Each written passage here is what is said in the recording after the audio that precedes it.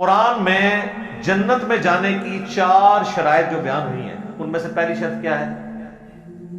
الا الذین آمنوا، اللہ تعالیٰ میں والعصر ان الانسان لفی خسر، قسم ہے زمانے کی، یا زمانہ اس بات پر گواہ ہے کہ پوری انسانیت ہی گھاٹے کا زمانہ دیکھ رہی ہے، وہ گھاٹے میں ہے سوائے ان لوگوں کے جن میں 4 نشانیاں ہوں گی۔ زمانہ کیوں گواہ ہے؟ اس لیے کہ زمانہ تو شروع سے چل رہا ہے، زمانے کو تو موت نہیں آئی ہوئی۔ زمانے نے یہ وقت دیکھا ہے کہ نوح علیہ السلام کے ساتھ صرف 78 لوگ کشتی میں بچے، باقی سب غرق ہوئے۔ اسی زمانے نے پھر یہ بھی دیکھا کہ لوط علیہ السلام کی 2 بیٹیاں ان کے ساتھ بچی، پوری قوم لوط تباہ ہوئی۔ اسی زمانے نے فرعونیوں کو ڈوبتے ہوئے دیکھا، اسی زمانے نے قوم صالح کی بربادی دیکھی، اسی زمانے نے قوم عاد کی تباہی دیکھی۔ یہ سورج تو وہ یہ دیکھتا آ رہے ہیں۔ تو یہ زمانہ گواہ ہے کہ اوورآل زیادہ تر لوگ تباہ ہی ہوئے ہیں انسانیت میں، دنیا اور آخرت کے اعتبار سے۔ الا الذین آمنوا، ہاں چند ہیں ایمان والے، وعملوا الصالحات، جو کہ نیک عمل کیا کرتے تھے، یہ کریں گے، وتواصوا بالحق، اور لوگوں کو بھی وصیت کریں گے سچائی کی بات کی۔ انہیں مان کے نہیں بیٹھ جائیں گے، سچائی کے لیے کھڑے ہوں، سچائی اور انصاف کے اوپر قائم ہوں، اولو العلم قائما بالقسط کے تحت، چاہے ان کو اپنے خلاف بھی گواہی دینی پڑے، اپنے رشتہ داروں کے خلاف گواہی دینی پڑے، وہ کھڑے ہو جائیں گے اللہ کے لیے، اللہ کے مجاہد بن کے، رسول اللہ کے سپاہی بن کے صلی اللہ علیہ وآلہ وسلم۔ اللہ عز وجل الى جبرائیل علیہ الصلوۃ والسلام ان اقلب مدینۃ کذا وکذا باہلھا، اللہ نے حکم دیا حضرت جبرائیل کو فلاں فلاں بستیوں کو الٹ دو اس کے رہنے والوں سمیت۔ قال فقال، حضور نے فرمایا، اس پر حضرت جبرائیل نے عرض کیا بارگاہ خداوندی میں، ان فیہا عبدک فلانا لم یعصک طرفۃ عین، پروردگار اس بستی کو الٹ دوں، اس میں تو تیرا فلاں بندہ بھی ہے جس نے کبھی پلک جھپکنے جتنی دیر بھی معصیت میں بسر نہیں کی۔ اب آپ اندازہ کیجئے، یہ جو ہے نا اپنے آپ کو رگڑنا اور ماننا، اور پوری زندگی رگڑنے میں اور ماننے میں لگا دینا۔ ہم بعض بزرگوں کے تذکرے میں سنتے ہیں اتنے اللہ والے تھے، اتنے اللہ والے تھے کہ ان کا گھوڑا بھی کوئی مشکوک دانہ نہیں کھاتا تھا، اور وہ خود جو ہے وہ انگریز کی عدالت میں بیٹھے ہوئے اور انگریز کی نوکری کر رہے تھے۔ یہ ہے وہ میکروسکوپک اور مائکروسکوپک کا عدم توازن، طاغوت کی چاکری کر رہے ہیں، انگریز کی ملازمت کر رہے ہیں، انگریز کے قانون کی تنفیذ کے اندر اعلی کار بن رہے ہیں، لیکن ذاتی تقویٰ اور ذاتی نیکی اور ذاتی للہیت جو ہے اس کا معیار یہ ہے کہ ان کا گھوڑا بھی مشکوک چارہ اور مشکوک کھانا نہیں کھا سکتا۔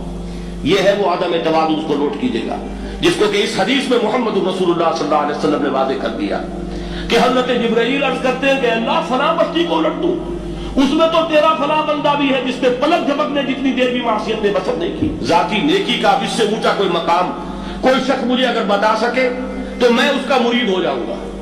اس سے اونچا کوئی مقام ہوگا کہ آنکھ جھپکنے جتنی دیر بھی کسی نے معصیت میں بسر نہیں کی، ذاتی نیکی کی معراج۔ لیکن حکم کیا ہوا بارگاہ خداوندی سے؟ قال فقال، حضور نے فرمایا، اللہ تعالیٰ نے حکم دیا جبرائیل کو، اقلب علیہ وعلیہ، الٹو اس بستی کو، پہلے اس بدبخت پر پھر دوسروں پر۔ کیوں؟ فإن وجهه لم يتمعر في ساعة قط، اس لیے کہ اس کا چہرہ کبھی میری غیرت میں سرخ نہیں ہوا، اس چہرے کا رنگ نہیں بدلا۔ بے غیرت انسان، بدیاں پھیلتی رہیں، میرے دین کو روندا جاتا رہا، میری شریعت کی دھجیاں بگڑتی رہیں، عوامر کا مذاق اڑایا جاتا رہا، نواہی کے لیے دنیا کے اندر جن چیزوں سے میں نے روکا اس کے لیے فلسفے تراشے گئے، اور یہ لگا رہا مست رکھو ذکر و فکر صبح گاہی میں اسے، یہ سوائے ذاتی اپنے اس اصلاح کے اور ذاتی تقویٰ کے اور ذاتی نیکی کے اور ذاتی عبادت گزاری کے یہ میدان میں نہیں آیا، اس کا خون نہیں کھولا کبھی، اس کے چہرے کا رنگ متغیر نہیں ہوا، لہذا یہ دوہرا مجرم ہے۔ یہ ہے وہ تصور جو یہاں پر نوٹ کیجئے۔ ہاں اس کے یہ معنی بھی نہیں ہے کہ نماز بھی نہیں پڑھ رہے، روزہ بھی نہیں رکھ رہے، اقامت دین کے کارکن ہیں، فرض نماز آ گئی ہے وہ چلی جا رہی ہے، جماعت کا کوئی اہتمام نہیں ہے۔ اب یہ 2 انتہائیں ہیں، ایک انتہا یہ کہ وہ تزکیہ نفس جو ہے اسی میں وہ رگڑنے اور ماننے کا عمل جاری ہے، ایک یہ کہ اس کا سرے سے کوئی تعلق ہی نہیں، اپنی ذات سے وتواصوا بالحق، وصیت کریں گے حق بات کی، سچی بات بتائیں گے لوگوں کو، بالکل دو ٹوک۔ وتواصوا بالصبر، اور پھر جب پھینٹی لگے گی تو صبر کریں گے۔ جی یہ ہو ہی نہیں سکتا کہ آپ حق بات کریں تو آگے آپ کی پھینٹی نہ لگے۔ اگر آپ کے سامنے ہزاروں کا مجمع اور سبحان اللہ کہہ رہے ہیں تو آپ یہ بات سمجھ لیں کہ آپ شاید کوئی ایسی بات پیش کر رہے ہیں جو حضرت نوح علیہ السلام سے بھی بہتر فارم میں آپ نے کو پیش کر دی ہے، تو یہ تو پاسبل نہیں۔ تو یا آپ وہ بات کر رہے ہیں جو نوح علیہ السلام نے کی تھی تو ان کو تکلیف اٹھانی پڑی تھی، تو آپ کیسے وہ بات کریں اور وہ آپ کو تکلیف نہ اٹھانی پڑے؟ یہ تو ایک نیچرل چیز ہے۔ تو یہ ڈیٹم لیول پہ 4 شرائط ہیں کامیابی کی، الا الذین آمنوا وعملوا الصالحات وتواصوا بالحق وتواصوا بالصبر۔ اس کے بغیر تو چھٹکارا نہیں ہے۔ لہذا دعوت و تبلیغ کا کام کرنا یہ کوئی یہ نہیں کہ کر لیا تو ثواب نہ کرے تو گناہ نہیں، یہ اسی طرح ضروری ہے جس طرح ایمان لانا ہے۔ ہاں اس کا دائرہ کار ڈفرنٹ ہے۔ ایک گھر کے اندر یہ ذمہ داری ہوگی باپ کی اپنی بیوی اور بچوں تک بات پہنچانا، ایک دفتر میں ذمہ داری ہوگی آفیسر کی کہ وہ اپنے انڈر لوگوں تک پازیٹیولی بات کو پہنچائے۔ بحث و باسا نہیں کرنا، صرف بات پہنچانی، یہ بات ذہن میں رکھیے۔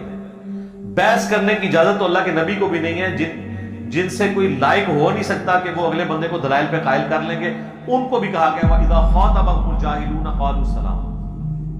ہاں یہ ذہن میں رکھیں، صرف دعوت، وَمَا عَلَيْنَا إِلَّا الْبَلَاغُ، حتیٰ کہ حضور کا وہم بھی اللہ تعالیٰ نے نکال دیا یہ بات کہہ کے۔ اگر آپ کے دماغ میں بھی کوئی بات آتی تو اللہ تعالیٰ نے وہ بھی نکال دیا کہ اے نبی ہم آپ سے نہیں پوچھیں گے لوگ دوزخ میں کیوں گئے، آپ کا کام صرف بات پہنچانا ہے۔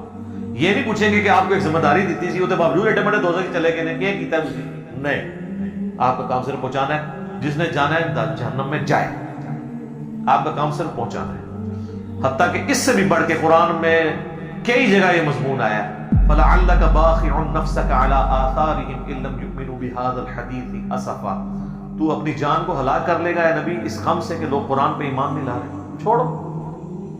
اس سے بھی بڑھ اللہ تعالیٰ نے فرمایا سَيَذَّكَّرُ مَن يَخْشَىٰ، آپ نے نصیحت اس کو کرنی ہے جو واقعی ڈرتا ہے، وَيَتَجَنَّبُهَا الْأَشْقَىٰ، اور جو بدبختی پہ اترا ہوا ہے اس کو چھوڑ دیں، الَّذِي يَصْلَى النَّارَ الْكُبْرىٰ، اس کا علاج یہ ہے کہ ہم اسے بڑی آگ پہ پیش کریں گے، ثُمَّ لَا يَمُوتُ فِيهَا وَلَا يَحْيَىٰ، پھر وہ اس آگ میں نہ زندوں میں ہوگا نہ مردوں میں۔ قَدْ أَفْلَحَ مَن تَزَكَّىٰ، بے شک کامیاب وہ ہوا جس نے اپنا تزکیہ کر لیا، اصلاح کر لی، وَذَكَرَ اسْمَ رَبِّهِ فَصَلَّىٰ، اور اپنے رب کا نام لے کر نماز پڑھی۔ ہم اپنے رب کا نام لے کے نماز پڑھتے ہیں، اسی لیے 4 رکعتوں میں 22 دفعہ اللہ اکبر آتا ہے، سٹارٹ سے لے کے ہر رکعت میں۔ بَلْ تُؤْثِرُونَ الْحَيَاةَ الدُّنْيَا وَالْآخِرَةُ خَيْرٌ وَأَبْقَىٰ، بلکہ تم دنیا کی زندگی کو پرائورٹی دیتے ہو جبکہ آخرت باقی رہنے والی ہے اور بہتر بھی ہے۔ إِنَّ هَٰذَا لَفِي الصُّحُفِ الْأُولَىٰ، یہی ایک یونیورسل ٹروتھ تھا جو اگلے صحیفوں میں بھی تھا، صحف ابراہیم و موسیٰ، چاہے وہ ابراہیم کے صحیفے ہوں یا موسیٰ کے۔ اصل کانٹے کی بات یہ تھی کہ دنیا کی زندگی عارضی ہے، جب تک یہ دنیا کا کتا نہیں نکلے گا نا آپ کے دل سے، آپ کے دل کا کنواں پاک نہیں